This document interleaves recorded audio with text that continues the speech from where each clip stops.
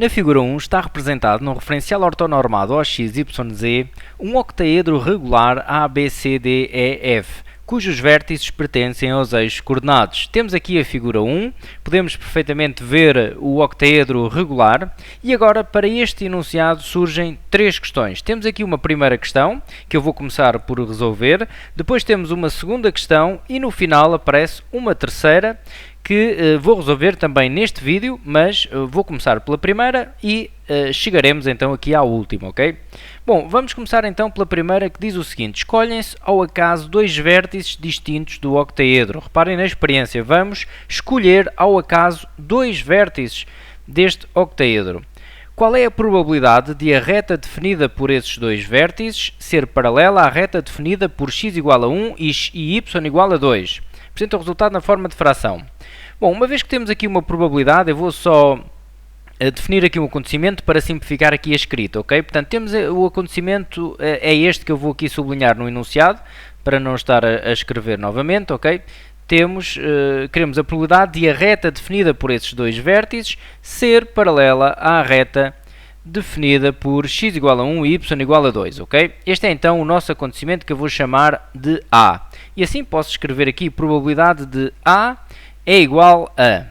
Bom, estão a pedir uma probabilidade, vamos pensar na lei de Laplace, que resulta do número de casos favoráveis ao acontecimento A a dividir pelo número de casos possíveis, e vamos pensar para já no número de casos possíveis, porque é mais fácil de pensar, é sempre mais fácil, ou geralmente é mais fácil pensar no número de casos possíveis, ok? Bom, reparem na experiência, vamos escolher daqui dois vértices de um universo de quantos? De 6, não é? São 6, temos aqui 1, 2, 3, 4, 5, 6. De um universo de 6 queremos escolher 2. Queremos fazer todos os grupos possíveis de 2 com estes 6. Interessa a ordem ou não interessa a ordem para este problema? É relevante a troca dos vértices depois de os selecionarmos? O que é que vamos observar? Vamos observar a reta por eles definida. Bom, então reparem, sair o vértice B com o vértice C dá a mesma reta do que sair o vértice C com o vértice B. Portanto, se eu trocar a ordem dos elementos, depois de os selecionar, não altero a minha observação, por isso não interessa a ordem. Bom, então podemos utilizar uma combinação de 6, 2 a 2 para contar os casos possíveis, porque queremos fazer todos os grupos de 2 deste universo de 6, não interessando a ordem, ok? Bom, e agora vamos pensar nos casos favoráveis, o número de casos favoráveis. E para isso devemos ter em atenção a restrição, que é dada aqui pelo acontecimento. Queremos os casos favoráveis ao acontecimento A. O acontecimento A é a reta definida, deve ser paralela à reta definida por x igual a 1 e y igual a 2. Bom, então vamos pensar nesta reta para ver que reta é que é esta. Tem de ser paralela a esta, por isso devemos a conhecer, ok? Eu vou relembrar aqui um pouco de geometria do 11º ano, ok? Aqui num referencial. Nós temos aqui a origem do referencial, o eixo das abscissas, das ordenadas, das cotas. E agora vou, para melhor explicar como é que está em que posição é que está esta reta, uma vez que ela resulta da interseção de dois planos, eu vou mostrar aqui um prisma com um dos vértices ali na origem, ok? E vou dizer que as medidas deste prisma aqui no eixo das abscissas é aqui uma unidade e no eixo das ordenadas é ali 2 unidades. No eixo das cotas não interessa, ok? Isto porquê? Porque nós estamos a intersetar dois planos que contêm duas faces deste prisma, que é esta face verde e esta face amarela.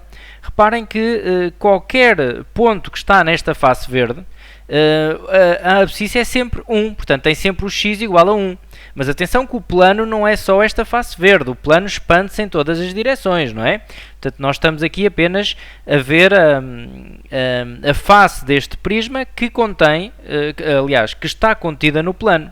Okay? Tal como o plano y igual a 2 contém também esta face aqui, y igual a 2. Reparem que todos os pontos deste plano, y igual a 2, ou desta face, tem a ordenada é sempre 2. Por isso é que a equação que define o plano é y igual a 2. Ora, a reta que estão aqui a falar resulta da interseção destes dois planos. Como podem aqui observar, a interseção destes dois planos vai dar esta reta. Ok? Portanto, esta será então a reta de equações cartesianas, x igual a 1 e y igual a 2, ok? Bom, como podemos ver, esta reta é paralela ao eixo das cotas. Portanto, no fundo é como se estivessem a pedir a reta definida por esses dois vértices ser paralela à reta, ser paralela ao eixo das cotas. Era a mesma coisa, porque nós queremos paralela a esta reta e esta reta é paralela ao eixo das cotas, por isso estaríamos a falar do mesmo, ok? Bom, então vamos olhar para a figura e tentar perceber quais são os casos favoráveis a que resulte uma reta paralela ao eixo das cotas. Bom, e aí observamos apenas um par de vértices que dá uma reta desse tipo, que é o vértice A com o vértice F. Reparem que só se saírem estes dois vértices é que a reta por eles formada dá paralela ao eixo das cotas. Bom, qualquer outro vértice selecionado, outro par de vértices selecionado, daria uma reta que já não era paralela ao eixo das cotas, ok? Por isso, temos só um caso favorável. Ou então, se quiserem escrever em forma de combinação, daqueles dois vértices, queremos escolher 2, que dá 1, não é? Bom, então temos 1 sobre 15. É a probabilidade pedida, ok? Bom, vamos passar ao exercício 2. Considera a experiência aleatória que consiste em escolher ao acaso um dos vértices do octaedro. Agora vamos escolher apenas um vértice aqui do octaedro. Sejam x e y os acontecimentos seguintes. X, o vértice escolhido pertence ao plano definido por y igual a 0. Y, a soma das coordenadas do vértice escolhido é positiva. Averigua se os acontecimentos x e y são independentes. Justifica. Na tua justificação deves indicar os vértices que pertencem a cada um dos acontecimentos x, y e x intersetado com y. Bom, vou começar por escrever a igualdade que me garante se os dois acontecimentos são ou não independentes, ok? Portanto, x e y são independentes, é equivalente a dizer o seguinte: são independentes é equivalente a escrever esta igualdade. A probabilidade de x intersetado com y tem de ser igual à probabilidade de x vezes a probabilidade de y, ok? Portanto, se esta igualdade for verdadeira, x e y são independentes. Se x e y são independentes, esta igualdade é verdadeira, ok? Como nós queremos descobrir se eles são independentes ou não, podemos pensar nesta igualdade. Bom, vamos começar por garantir agora o que dizem aqui no enunciado. Indicar os vértices que pertencem a cada um dos acontecimentos, ok?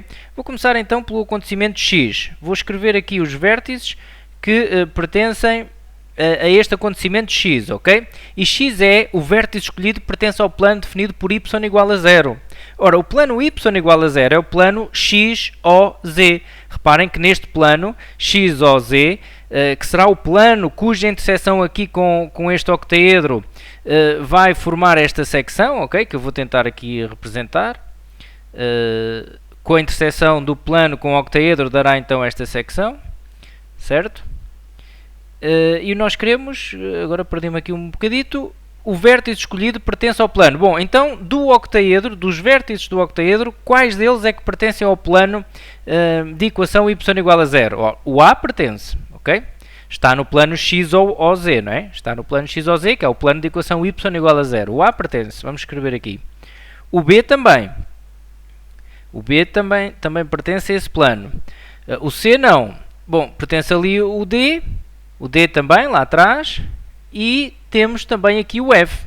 O F também está no plano y igual a 0, ou seja, no plano x, o, z. Portanto, aqui o F. E agora vamos ver que vértices é que pertencem aqui ao acontecimento y. Bom, e o y é a soma das coordenadas do vértice escolhido é positiva. Então vamos reparar no seguinte: cada um dos vértices deste octaedro está nos eixos, está num dos eixos coordenados. E reparem que quando temos o vértice num dos eixos coordenados, existem sempre duas coordenadas que têm o valor 0. Então é fácil nós fazermos a soma das coordenadas. Vamos começar aqui pelo A. As coordenadas do ponto A serão 0, 0 qualquer coisa. Ou seja, a abscissa e a ordenada são 0 e depois tem uma cota positiva. Então 0 mais positivo dá positivo. Ok? Então o A tem a soma das coordenadas dá positivo. Vamos colocar aqui. Vamos ver o B. O B, reparem, a abscissa é positiva. A ordenada e a cota são nulas. Então 0 mais positivo dá positivo. Então no B também entra aqui para este acontecimento. A, B, o C. o C tem abscissa e cota nulas e a ordenada é positiva. 0 mais positivo dá positivo, ok? Bom, e agora em todos os outros dá negativo. Reparem, no D lá atrás tem abscissa negativa. A ordenada e a cota são 0. 0 mais negativo dá negativo. Então o D não entra. O E é a mesma coisa. A ordenada é negativa. A abscissa e a cota são nulas, por isso dá 0. Dá negativo, aliás, a adição. No F, a mesma coisa. A abscissa e a ordenada são nulas. A cota é negativa. 0 mais negativo dá negativo. Por isso, aqui já não entra mais nenhum. Ok? Bom, e agora vamos escrever aqui o que é que dá a interseção de x com y.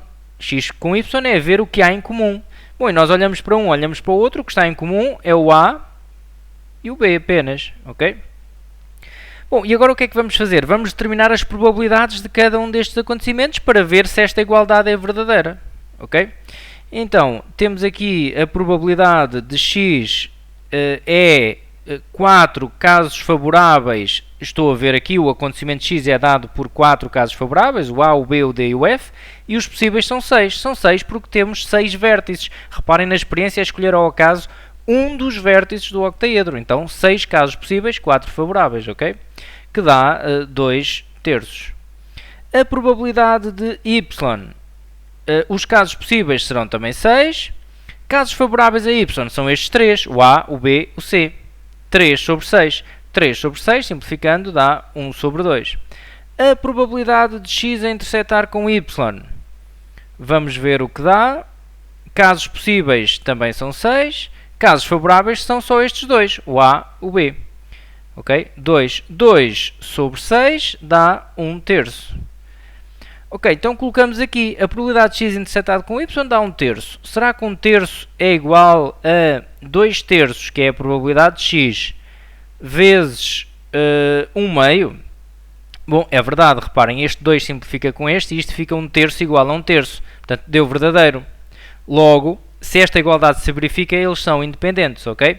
Portanto, a resposta é mesmo x e y são independentes, ok? Independentes. E agora vamos à questão 3. Admita agora que a face ABC do octaedro está numerada com o número 1, como se observa na figura 2. Temos aqui a figura 2. Pretende-se numerar as restantes faces do octaedro com os números de 2 a 8, um número diferente em cada face. De quantas maneiras diferentes se podem numerar as restantes 7 faces, de modo que, depois de o octaedro ter todas as faces numeradas, pelo menos 3 das faces concorrentes no vértice A, as concorrentes aqui neste vértice, fiquem numeradas com números ímpares. Pelo menos 3 das que estão aqui concorrentes no vértice A, ok? Bom, eu vou fazer uma coisa, vou tentar completar aqui a construção com linhas imaginárias, ok? A tracejado, para vermos melhor, dar uma melhor noção do que é que se passa lá atrás, ok? Bom, temos então aqui, vou fazer aqui as linhas também do octaedro. Vou fazer levezinho para não complicar também muito, ok? Assim. E temos ainda esta que vai ligar lá ao fundo, ok? E mais, não falta aqui linha nenhuma, penso eu que não. Bom, reparem que à volta aqui a concorrer no vértice A temos 4 faces, uma delas já tem o número 1. Bom, o que nós queremos é o seguinte, nós queremos que pelo menos 3 das faces concorrentes no vértice A fiquem numeradas com números ímpares. Pelo menos 3, o que é pelo menos 3? Pelo menos 3 é termos 3 numeradas com número ímpares ou 4. 3 ou 4, porque não existem mais também, ok? Mas temos a noção que já temos uma com o número 1 aqui, ok? Ou seja, os restantes números que estão ao dispor são estes que eu vou aqui marcar, de 2 a 8. O 2, o 3, o 4, o 5, o 6, o 7 e o 8, ok? São estes os números que nós temos ao dispor para... E reparem, vou sublinhar aqui os ímpares para fazermos melhor a diferença. Os ímpares estão aqui. Bom, então reparem, nós temos aqui um ou pelo menos 3. É 3 ou 4 no vértice A. Então vamos pensar pelo menos primeiro, aliás, em ficarem aqui 3 faces concorrentes no ponto A com números ímpares. Bom, então já temos aqui uma com o número ímpar, que é o 1. Então precisamos de mais dois números ímpares para colocar aqui à volta. Aliás, precisamos de dois ímpares e um par. Dois ímpares e um par. Eu vou escrever aqui um rascunho só para nós nos orientarmos, ok? Eu quero então dois ímpares e um par. E os outros não interessam, ok? Dois ímpares e um par. Aqui para colocar, portanto, a concorrer no ponto A. Isto para ficar com 3 ímpares, porque já tenho cá um, vou colocar mais dois ímpares e um par, fico com 3 ímpares. Ou, reparem que é pelo menos 3 ímpares. Eu posso ficar com 3 ímpares aqui a concorrer no ponto A, ou com 4. Então eu posso querer selecionar 3 ímpares para concorrer aqui no ponto A. 3 porque já está lá 1, não é? Então fico com 4 aqui a concorrer no ponto A. Reparem que temos aqui um OU. Um OU resulta numa adição, ok? Bom, vamos agora ver como podemos contar isto. Reparem, 2 ímpares. Então eu quero dali 2 ímpares. Destes 3 ímpares que tenho ao dispor, quero 2. Então eu vou fazer uma combinação de 3, 2 a 2, ok? Primeiro vou selecioná-los e depois troco-os, porque eu quero contar de quantas maneiras os posso colocar aqui na figura, tenho de os trocar. Mas é mais fácil fazermos assim, 3, 2 a 2, selecionei 2 ímpares. E agora quero um par de quantos possíveis? 1, 2, 3, 4. Tenho 4 ao dispor para selecionar 1, ok? Vou fazer uma combinação de 4, 1 a 1. E o que é que tenho de fazer depois? Reparem, tenho de fazer um 3 fatorial para os trocar todos entre si, aqui nestes que estão a concorrer com o A. O 1 está fixo, mas os outros que eu vou colocar aqui, os outros 3, que são 2 ímpares e um par, eu tenho de os trocar todos entre si. Então, ao utilizar combinações, eu selecionei-os e agora vou fazer um 3 fatorial para os trocar todos entre si, ok? Bom, e depois tenho de fazer só mais uma coisa que já não tem a ver aqui com o ponto A, mas são os restantes que vão ficar cá em baixo, nas 4 fases cá de baixo. Isso basta fazer 4 fatorial, porque não temos restrição cá para baixo, ok? Reparem que nós vamos numerar as restantes faces do octaedro todas. Claro que a nossa restrição está aqui no vértice A, mas depois temos de colocar também os outros cá em baixo, os que sobram, ok? Então fazemos um 4 fatorial para eles trocarem todos uns com os outros aqui em baixo. Bom, ou mais... Agora vamos pensar na situação de termos 4 ímpares aqui a concorrer com o vértice A. E para termos 4 ímpares, nós já temos lá 1, precisamos de mais 3. Então o que vamos fazer é muito simples, podemos seguir a mesma lógica. Dos 3 ímpares quero 3. Mas aqui nem preciso fazer a combinação, porque dos 3 quero 3, dá 1, não é? Só tenho de os trocar entre si. 3 fatorial. Vezes 4 fatorial, que é para trocar cá em baixo também os outros. Estamos num OU, ok? Pode acontecer esta situação ou esta. E por isso aqui tenho de contar outra vez a troca dos 4 cá em baixo, ok? Bom, eu vou fazer aqui uma outra abordagem em baixo, mas vou colocar já aqui o resultado. Portanto, ficamos com 1728, que é o resultado desta operação aqui, mais 144, que dá 1872, ok? Esta é então a resposta. Bom, no entanto, eu vou fazer uma outra abordagem, porque podem estar a perguntar assim, bom, mas se interessa a ordem, como é que eu estou a fazer combinações? Não deveria fazer arranjos? Podia fazer arranjos, sem dúvida. O que eu acho é que é mais fácil pensar o problema assim com combinações e depois trocá-los todos aqui com o 3 fatorial. Mas podíamos pensar assim, bom, eu vou escolher 2 ímpares. Vou começar aqui do início, 2 ímpares. Então, dos 3 ímpares quero 2, mas eu quero trocá-los, porque interessa aqui a ordem. Então faço um arranjo de 3, 2 a 2. Mas atenção, este arranjo de 3, 2 a 2 só está a trocar os 2 ímpares que eu aqui coloquei, ok? Um com o outro. Bom, vezes, e agora 4, dos 4 pares quero 1. Fazia também um arranjo, 4, 1 a 1. Ok, mas eu tinha de colocar aqui um vezes 3, e este vezes 3 é que escapa por vezes. Este 4 fatorial tem a mesma função que o outro. Porquê é que eu tenho de colocar aqui este vezes 3? É para este par, que está sozinho, poder ocupar esta posição, aquela ou outra. Tenho 3 posições onde este par pode estar. Ok? Portanto, estou a trocar só o par, o único par, nos 3 lugares. Ok? Pode estar num sítio, noutro ou noutro. E, portanto, estes 3 é um pouco perigoso se trabalhamos com arranjos, mas poderemos fazer também desta forma, ok? Mas, bom, aqui para termos 3 ímpares não havia grande há outras alternativas, mas esta é tão simples que não interessa estar a complicar, ok? 3 fatorial vezes 4 fatorial. O importante é que percebam a diferença entre esta resolução e esta. Esta trabalha com combinações, esta trabalha com arranjos, mas estamos a falar do mesmo, ok? Estamos a pensar de forma ligeiramente diferente. Bom, então este exercício fica também resolvido. Era isto que estávamos a obter, então ficamos por aqui.